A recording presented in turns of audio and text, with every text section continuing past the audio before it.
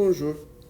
Moi, j'ai choisi de rechercher la cuisine et la nourriture du Québec et comment il a été changé par les immigrants. La raison que j'ai choisi ce sujet, c'est premièrement parce que j'adore la cuisine et j'adore cuisiner avec ma mère et ma grand-mère, ou toute seule, bien sûr. Et aussi, j'adore la nourriture, manger et aussi, comme j'ai dit, le cuisiner. En fait, je crois que la nourriture, pour moi, est vraiment spéciale. On n'est pas une grande, une grande histoire ou tradition de nourriture dans ma famille, mais on a les choses que ma grand-mère, le mère de ma père, a fait avant qu'elle a eu mort, qu'on fait aujourd'hui en, en honneur d'elle. En fait, je crois que la nourriture, c'est une chose très près de mon cœur et une chose très importante dans ma famille.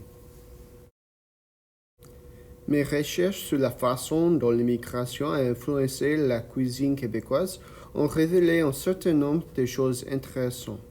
J'ai trouvé que, tout comme dans beaucoup d'autres communautés influencées par l'immigration, la province de Québec a été changée par les étrangers qu'ils ont accueillis dans leur société, en particulier dans leur culture alimentaire.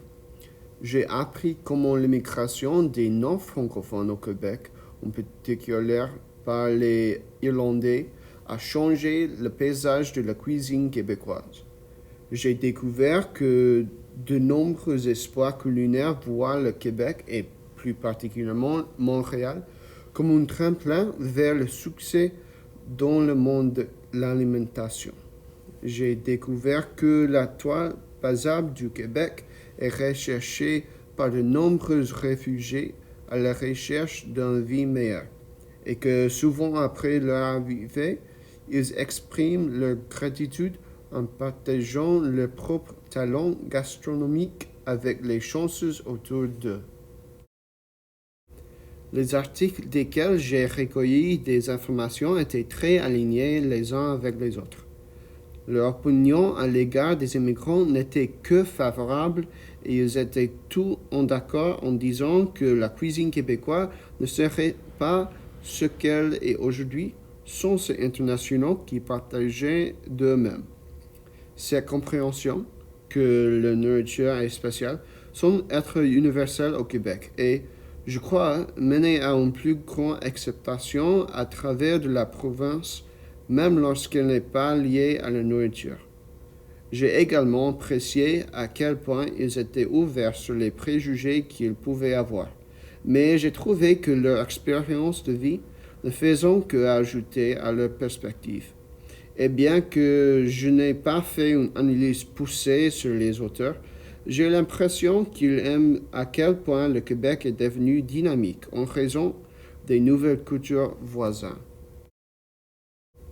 J'ai vraiment vu aussi une différence entre la culture immigrante au Québec et celle des États-Unis.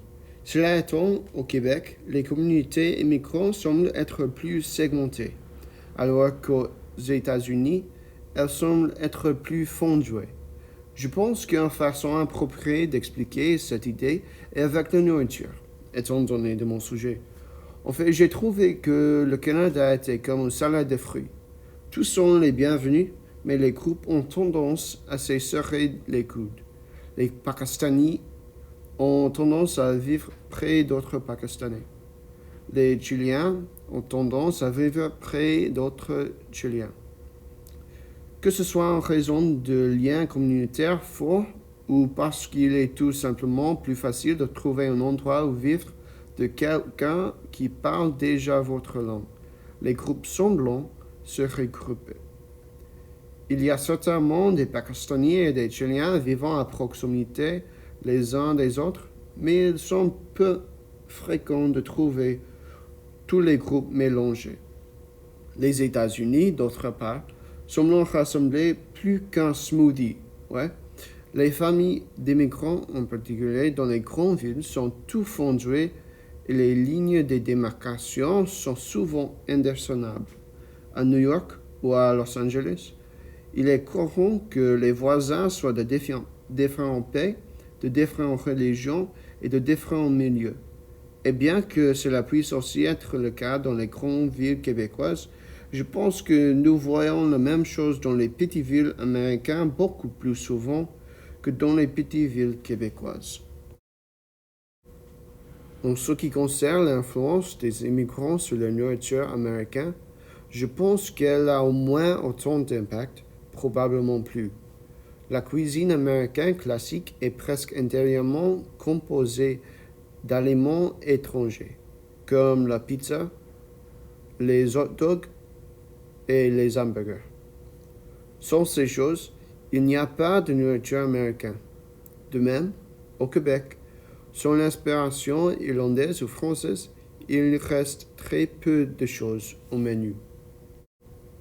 J'ai encore quelques questions auxquelles mes recherches n'ont pas trouvé de réponse, comme existe-t-il une cuisine québécoise authentique et qu'est-ce que les Québécois considèrent comme de la nourriture normale?